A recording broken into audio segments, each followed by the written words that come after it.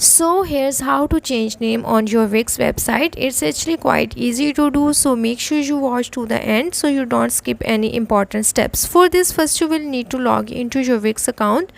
Once you are logged into your Wix account, now here from the left menu you have to simply scroll to the bottom and go to the settings. Then at this page you have to click on the business info option, and once you click on it, now it will open another page. At this page you have to take your cursor to the name section, and then you have to hit on the backspace option to remove your existing name. Then here you have to enter your new name. Once you have entered your new name, now click on the save option at the top right corner.